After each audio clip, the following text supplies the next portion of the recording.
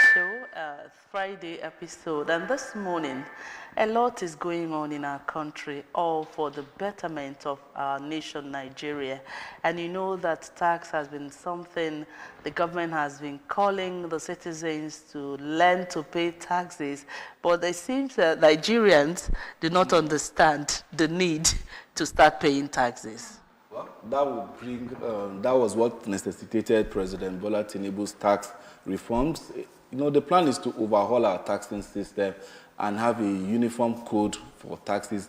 That's to facilitate registration of businesses and then to, you know, plug the loopholes where government loses tax from individuals and even from government officials. We believe that with this new reform, government will have a larger net and a more secure net in order to get in what citizens pay and corporate organizations pay as tax. All right, we've been joined in the studio by tax advocate. You know, that's what I'll call you, because I know you've been doing something on radio for some time now on tax, you know, getting the people to understand the need to start paying taxes. And of course, for government to, you know, utilize the taxes paid so that people will have confidence in paying taxes. I'm talking about the Executive Director, Social and Integral Development Center, SIDEC, Ugochi Ehiahorike. It's good to have you in the studio this morning. All right, thank you very much, Enoyi, for having me. Thank you, our people in Anambra. Let's stay tuned and discuss these reforms and see how it can impact in our state, provide adequate services for the citizens that we represent. All right, you're welcome. Now, as somebody that has been in the business of advocating for tax, especially in Anambra State, you know, what actually was your impression when you first had this, the signing into law, the tax reform bill by the president yesterday? Personally, it's a good one. It's a welcome development because over the years we've been working hard to ensure that we're able to make input in the ongoing reform that was just signed yesterday. On a couple of occasions we've had national dialogue, also had engagement with the committee chairperson in charge of these reforms. We've been able to make our citizens input. So it's a good thing today that is a law that will be guiding day-to-day activities with respect to NRX, formerly known as FIRS. Yeah, so it's a good thing that we have it today, and also urge our people in the Anambra to also follow suit. The whole essence is to see that revenue collected is gets to government coffers, and when it gets to government coffers, government also uses to provide adequate services. Mostly, you also saw the level of exemption in some commodities, yeah, that we also clamored for other specific items that we women use, because we all had to look at the reforms with also gender lens. So it's a good one that we have it, and we also encourage states such as Anambra to follow suit, honestly, because a lot is happening when it comes to levies, rates, fine, tax, what people pay on a daily basis. Now, talking about this tax reform that the president has just embarked on, and then the changing of name from Federal Inland Revenue Service to Nigerian Revenue Service, does that bring about effectiveness? Because most times a change of name is just a nomenclature, but then the actual job being done in those establishments is what both the government and the masses should be eager to get some level of efficiency on. So can you tell us a little bit about the change? Okay, so the change of name, for me, if you ask me, what matters is implementation of line items, you know, identify the reforms, the reviews, the reversal that went through as a result of change of name. It's just like somebody that doesn't take bath. You now just sew a new uniform, a new clothes for that person. But what you want to achieve is for that person to bathe, right? But the person did not bathe, but rather the person just went. He's wearing a new clothes. You know, so you've not really addressed the issue. Yeah. So the point here is beyond changing name, changing of name, yes, is a good thing. Having Nigeria, that means is our own, like, yeah, ownership. That's one thing I see there. However, there is also urgent need for developing a monitoring framework, feedback mechanisms, and database, right? It's not about database, it's not about changing them. How much are we generating? Where is it reflecting in the federal budget? After expenses, oftentimes you see that even those tax administrators, they end up budgeting almost the same amount they are recovering. I think now who does that? For instance, you are generating 500 million. You want to use 350 million to recover the money, to go for a drive. It doesn't make sense. Well, it should be a revenue generation that supports the government programs. So it's not about changing name. However, are there structures in place to effect the plans on ground? Do we have adequate monitoring and evaluation framework, techniques, tools?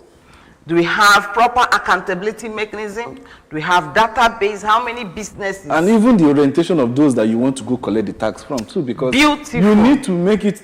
Equip them. Yeah, they need to have the orientation and know the importance of this tax paying in order for the whole system to be effective. Yes, I know of some people, they'll tell you, I am assigning you to this role. When you get there, you make 20,000 every day.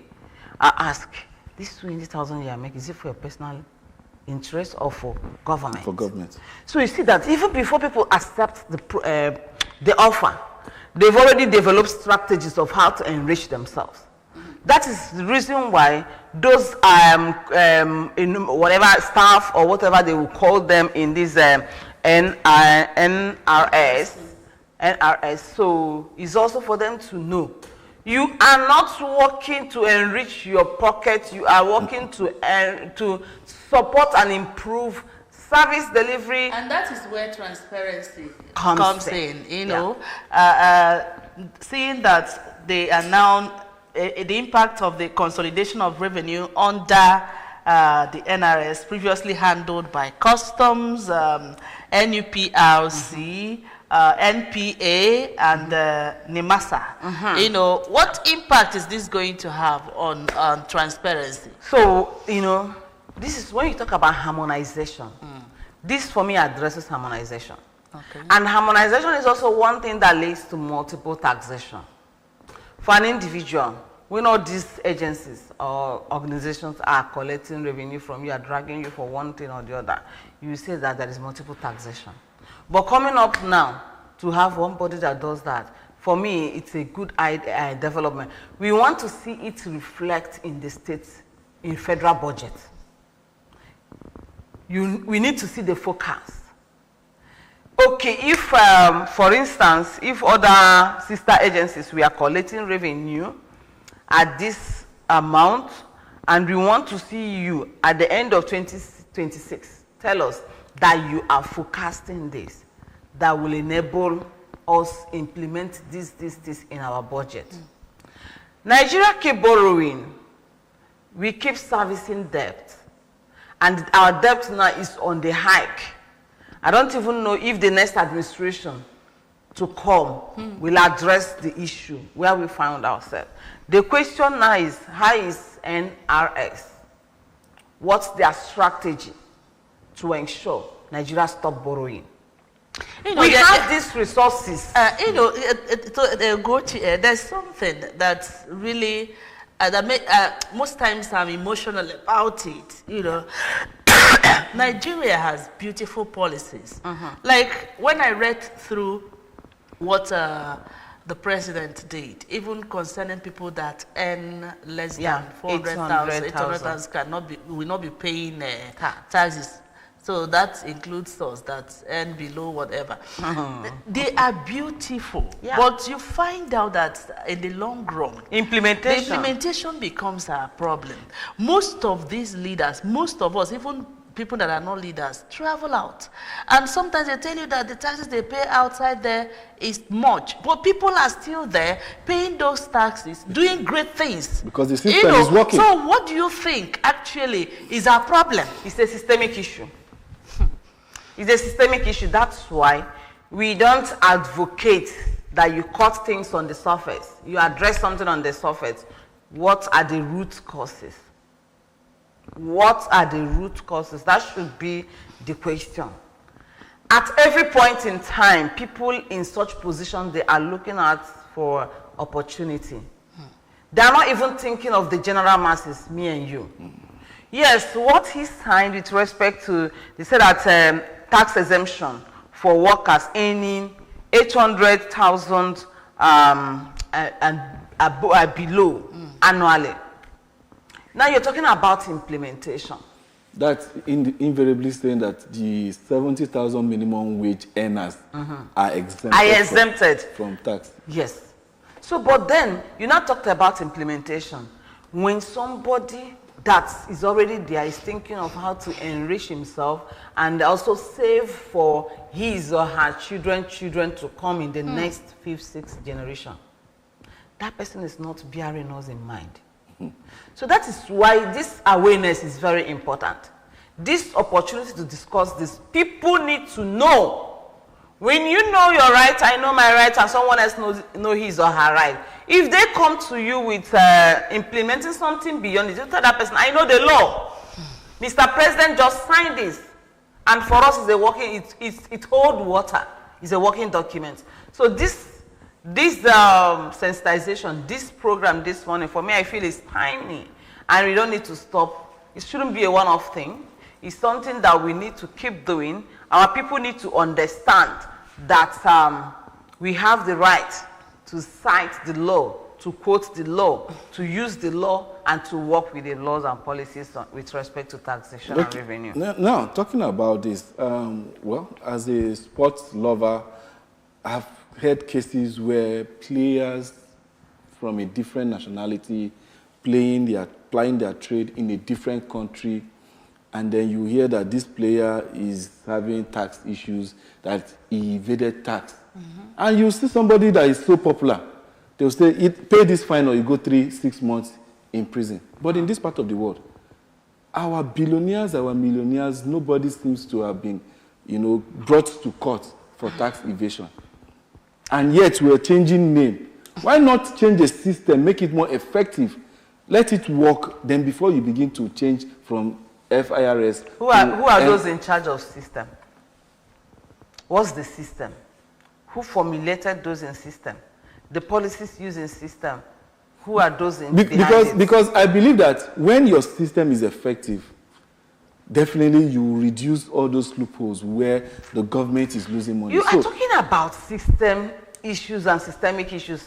I am telling you that we have so many billionaires here that are not paying tax. They are not paying tax. They pay the same flat rates that government is charging ogri sellers. Ogri sellers in Afigwe market, they are paying flat rates of 39,200. That the same importer in main market Onitsha is paying with 30 feet, 40 feet containers offloading in a month. The same woman selling ogri, selling bitter leaf, onubu, that is not more than 70,000. In fact, it's not up to 50,000, Do they even make up to 50,000 in a day? Do they, as they finish the business, will not gain, no? They don't. And that is why I'm using that market as an example. They've run away. They say they are no longer doing business again. The local government will charge them 20,000. The community will charge them 40,000. Government will charge them 39,200. The shop owners will increase the hike. This is a local market where most women, widows, are there doing their day-to-day businesses to feed their household. In fact, they should be exempted, but they are paying the same thing. That importer in our Roman market, in our Chanja market, Oga main markets, all these main markets, the same thing they are paying. So for me, I don't want to, if I used to be emotional when I discuss this because when I see these things, one woman told me in a Fibe market last week, Thursday, she was like, I came in this market, I opened double shops. Today, I don't even have goods that can accommodate 1/4 of one shop.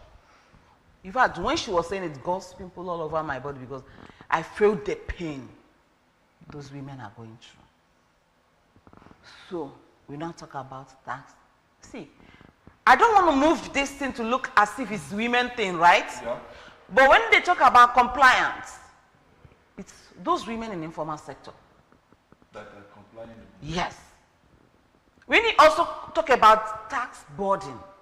The burden is also on those women. Those that should pay to support what government is doing, they do evade and avoid tax. Okay, now, if we don't mind, I want us to look a bit at that bill signed into law by the president and try to analyze some of them. Like 25% personal income tax applies only to individuals earning above 50 million annually, you know, and the small business owners exempted from paying income tax. And you just talked about the Onubu seller to Afigwe and all whatnot. I don't know whether you can look at it and tell us what the implications of this that the president has signed into law. No, for me, I've always said that personally. When people started sharing these things with me yesterday, they wanted to know my reaction. Reaction to this. I was like, this is a good strategy to work with if you are honest. Those Olubu sellers, bitter cola sellers, red oil sellers, most of these people normally borrow loan from small microfinance organization. What you see them doing is not really their money. Okay. They are trading with high interest to return back to those that they borrowed. So what Mr. President just signed right now, exempting those small business owners, it's a way of empowering households of low income. He already knows that the system is already hard, choking for such people. And their voices for me is heard. So it's of states to domesticate this and implement it. Yes. Okay, now are there concerns about centralizing too much power in one revenue body like we are seeing now? Are there concerns? No, for me, I don't see it as an issue. Personally, I'm happy with this. I wish states, subnational level, they should also do the same. Even if you are not harmonizing, you know, we've been clamoring for harmonization. We've been clamoring for centralizing what people should pay. This is a good route. If we want to be honest to ourselves, this is a good route. What is, if you ask me, all these allocations that ordinarily or collations that ordinarily should go to these other sister agencies, if what is it called again? This new nomenclature, me, I'm yet to NRX. If they should take it up upon themselves and be honest in discharging their duties. It's being honest now, because the issue will come in when they start collecting all this money with all the power they have right now and they begin to abuse it. That's where the issue will come from. That's also where corruption will come from, right? Because others, they know what they were generating and remitting before now. And you now have the power all embedded in your jurisdiction, and tomorrow you try to enrich yourself for your selfish, then we will say that, Mr. President, you failed again. But I will urge them not to disappoint the Nigerians, not to disappoint us, not to disappoint our women, farmers, traders, that falls under these low-income earners. Let them implement this policy. This policy must be implemented so that those that are exempted will truly be exempted. Those that are collecting should be honest with respect to the manner at which they collect revenue. Well, it is also interesting to know that the VAT remains at 7.5%, but exemptions now cover food, medical services, school fees, electricity, and pharmaceuticals. Just like you at said, when the low-income earners are being taken, being taken off. How do you think these exemptions would fare in the lives of Nigerians? Yes, those exemptions. And how would it also be monitored to make sure that these things are not double levied or taxed? Yeah, those exemptions, when we were looking at the reform, when the reform was ongoing, we were just hammering on some of those line items that were exempted. I know for we women, don't say I'm talking about women, all this. You're a woman now. Those people, they know they are my own constituency, so that's my constituents. I will always represent them. But we are just being fair. When we were looking at the exemptions, we also looked at things like sanitary pads and consumables and what have you. Yes, let me start with 7.5%. Our VAT at 7.5%, it's also a good one. However, because there are some countries that are paying 15%. There are some countries that their VAT are 15%. So it's also a good one. Yes, your worries with respect to multiple taxation. Yeah, right? because some people might still levy those things that the government has already exempted from those taxes. Yes, so this is also where monitoring and implementation. This is also where sensitization also come in.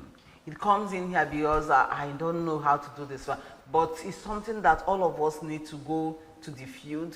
However you can do it, educate both our traders, our women traders, the farmers, the less privileged, the people people need to know that there are exemptions. When you don't know, that's when you fall victim. But these things are normally meant to be seen in those areas where you're paying tax, if actually people actually pay this tax. Because it is when you go to pay, you get to see what you're actually paying for. So somebody cannot be dealing on these exemption products, items, and then you see tax, officers coming there to ask for tax.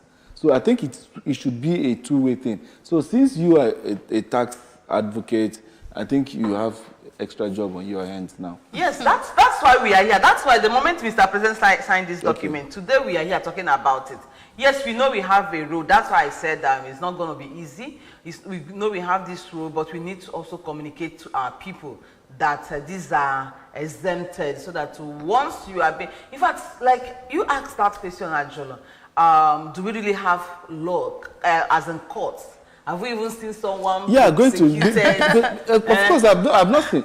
But in foreign countries, you hear this player... Evicted you understand? He's going for 6 months because he can't afford to pay the money. So you probably go to 6 months. That's where I come in with system. If you see beautiful policies, but they are not implemented, and you see people committing the same crime every day, but you see the people that should act, they're asking, what do we do? And I ask myself, how? You have the power. In Monaco, for instance, Monaco, France, just a little colony, where the bourgeois go there to flex their wealth. The reason why you see people flex wealth is because for every expensive car that you have running, you're paying tax.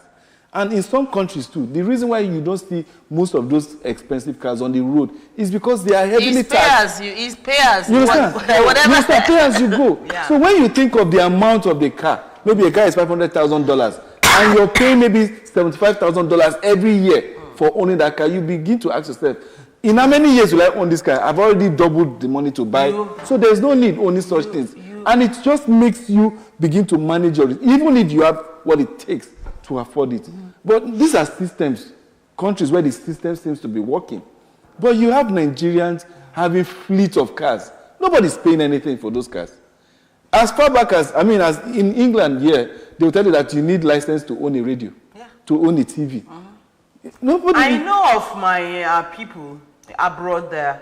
They will tell, even while they are here in Nigeria and those things, their vehicles, their houses are there, they still pay tax from here. Even when they are not using it, though, they pay. Once it's time, that's where system works.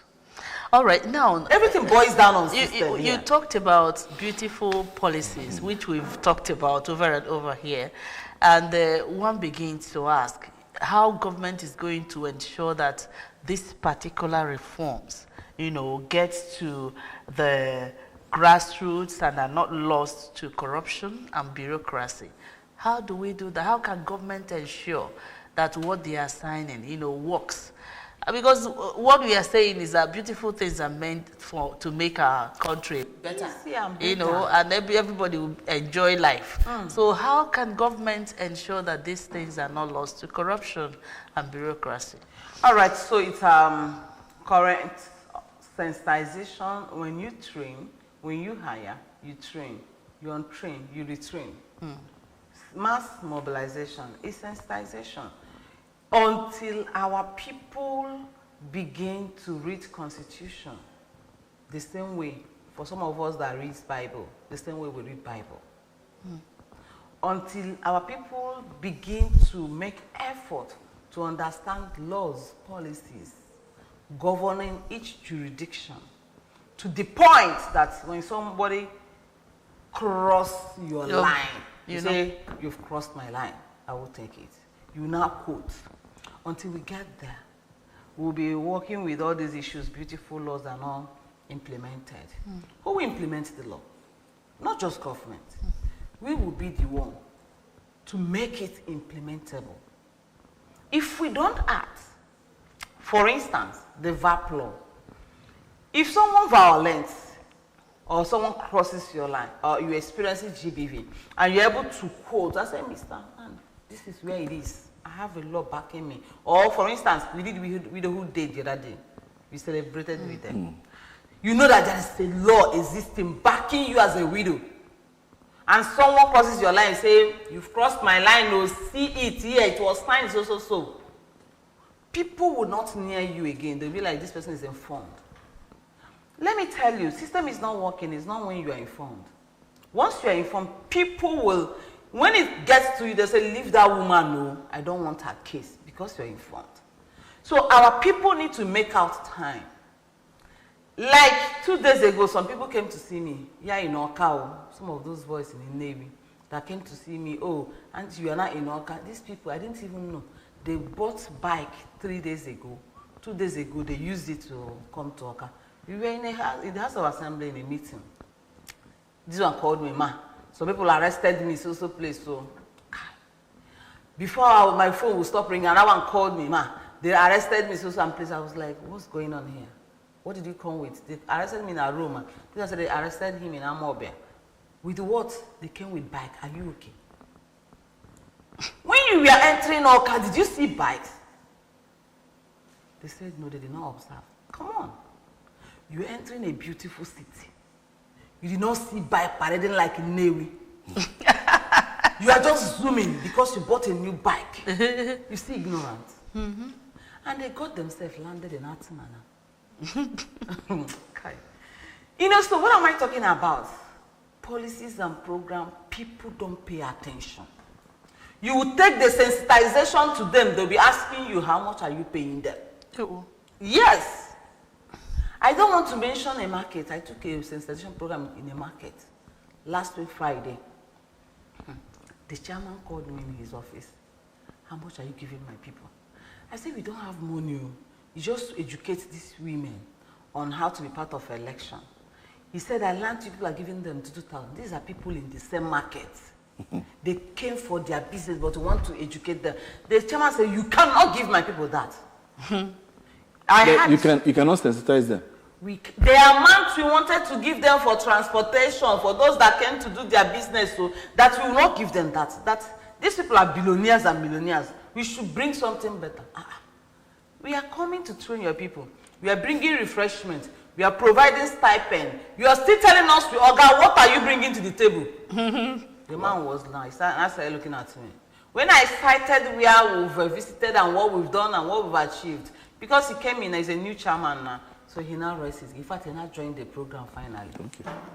So assuming I don't have or know my words or choice of words, that kind of person will put you up and you will live angrily. So people should be available to understand these policies and will make it functional. In foreign countries, abroad, where those things are working because people understand and know their rights.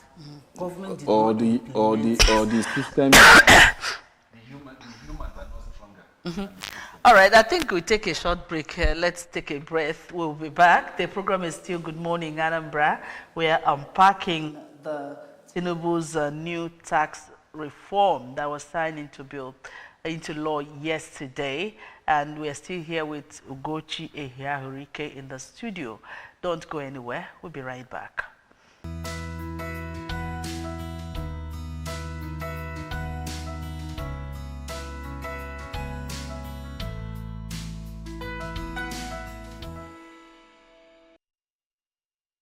Be with us as we come back from that little break. We're still talking about unpacking Tinubu's new tax structure, but we're rounding off right now. Ugochi, please, just in a statement, how can this change of name bring about change of attitude so that our government will begin to make the desired money and not just having a change of name that brings no effect quickly? All right, how it can bring the desired change that we all are going to see. One is that also as we're able to sign these tax reforms, the NROS, they should also come up with frameworks, monitoring frameworks. We call it monitoring and evaluation framework, because we, the citizens, we're also expecting to know how far they've gone in the next 6 months, in the next 1 year, going by tax calendar that on or before 31st March, it's expected that you must have paid your tax for the preceding year. So we are also expecting a lot from them. But how can they achieve it? We need to have a system, a data that works for all, a database of all businesses, be it formal, informal, multilateral, businesses that are going on in this country. We want to, when people go to your website, they will see businesses that are registered and non-registered businesses, people that are informal and non-informal sector, tax players. We want to see them in your website. These are one of the expectations. We also want to see your reports, scorecards. We want to see you score yourself, or we can also score you to say this is the level of improvement. In the last 1 year, you've been able to grow from here to here. That it has also impacted in our annual budget, that we no longer borrow the way we used to borrow before now. And we want to see the multiplier effect with the executive, the president. Once we pay this tax, once we pay adequately, we also want to see services improved in area of social sector. All right. And that's how it's been. We can actually go on and on, but our time is fast spent. That's how it's been on the program Good Morning Anambra, where we looked at unpacking Tinubu's new tax structure. Let's remember that accountability should be the watchword if we will achieve anything.